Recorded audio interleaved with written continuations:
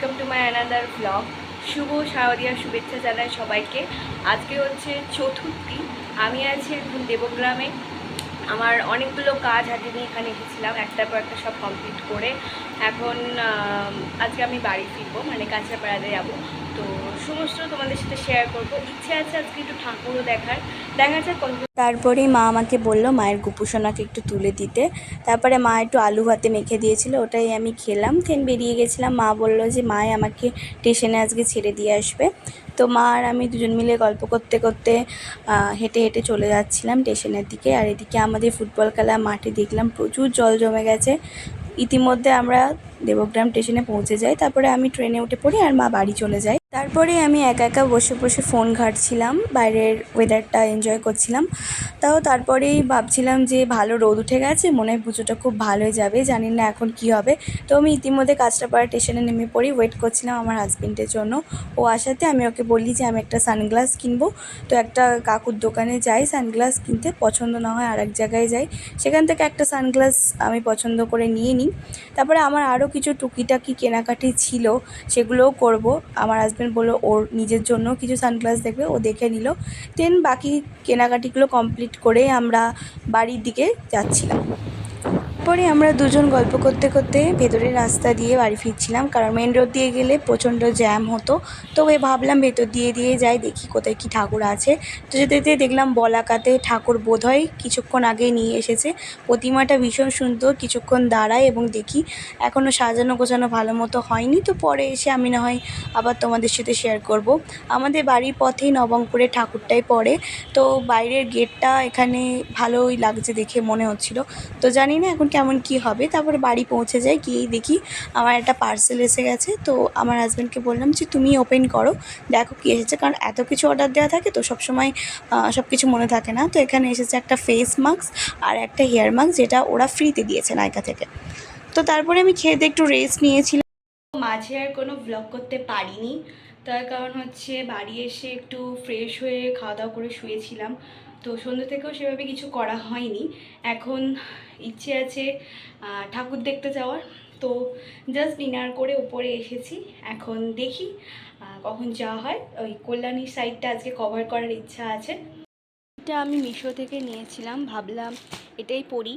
এটা একবারও পরা হয়নি, নিয়েছিলাম অন্য কারণে, তো পরা হয়নি সেহেতু আমি আজকেই পরে নেব। এখানে মোটামুটি আমি আমার মেকআপগুলো বার করে রেখেছি, যেগুলো আমার এই মুহূর্তে লাগবে। আর এখানে আমার ট্রাইপডটাও বার করে রেখেছি। ভাবলাম তোমাদের সাথে একটা চতুর্থী লুক শেয়ার করব। তো আমি কিছুটা রেডি হয়ে গেছি, এখন আমি বেরোবো। তো এইটা আমার ফাইনাল লুক, তোমরা কমেন্টে জানিও আমাকে কেমন লাগছে। আমি শুধু লিপস্টিক, কাজল আর হালকা একটু মেকআপ করেছি। তো সিম্পলভাবেই করলাম আজকে, খুব বেশি হেভি মেকআপ আর করলাম না। বড় রেডি হয়ে গেছে,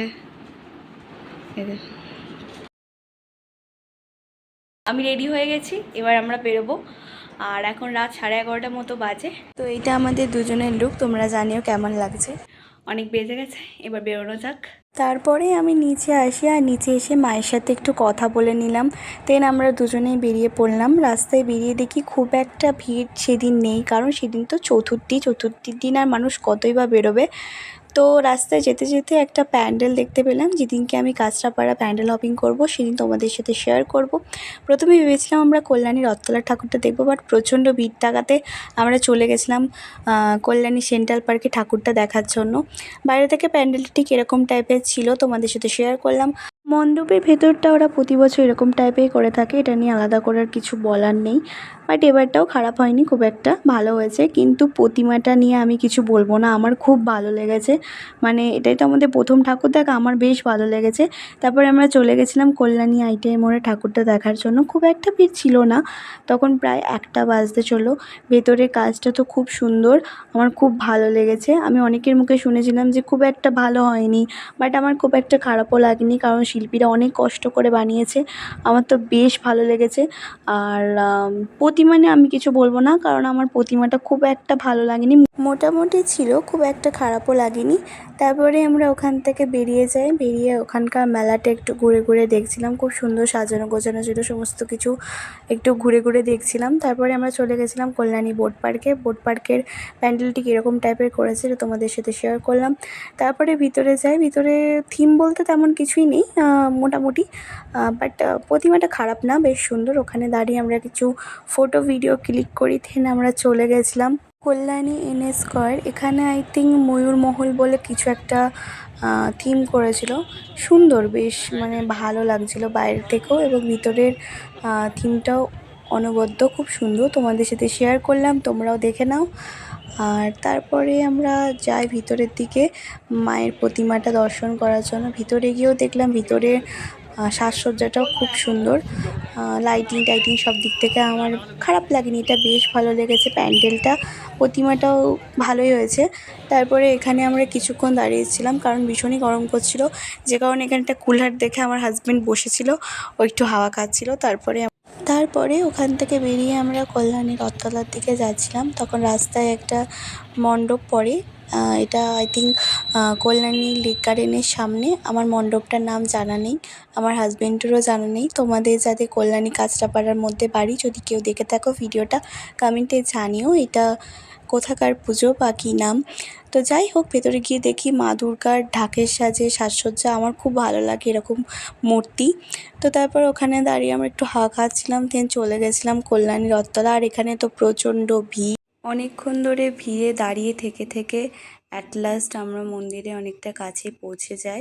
এখানে করেছিল আমেরিকার স্বামীনারায়ণ মন্দির, যেটা শ্রীভূমিতেও করেছিল। তবে আমার ভালোই লেগেছে, দুটোই ভালো লেগেছে। আমি তো শ্রীভূমিতে যাইনি, তবে ছবি দেখেছি, ওটাও ভালো লেগেছে আর এখানেও ভালো লেগেছে। আর এটির তো জায়গার পেসটা অনেকটা বেশি, তো এখানেও বেশ ভালো লেগেছে। কিন্তু আমার একটা জিনিসই খারাপ লেগেছে, যখন মণ্ডপের ভেতরে গেলাম একগাদা ভিড়, কোনো মানে ভালোভাবে ওরা দাঁড়াতে দিচ্ছে না, কোনো ফটো তুলতে দিচ্ছে না, তার মধ্যে এই জিনিসগুলো আমার খুব খারাপ লেগেছে। তাছাড়া ওভারঅল ঠাকুরটা ভীষণ সুন্দর ছিল, আর ভিতরের মানে সাজসজ্জাটাও খুব সুন্দর ছিল। তো আজকের ভিডিওটা আমি এখানেই শেষ করছি, বাই।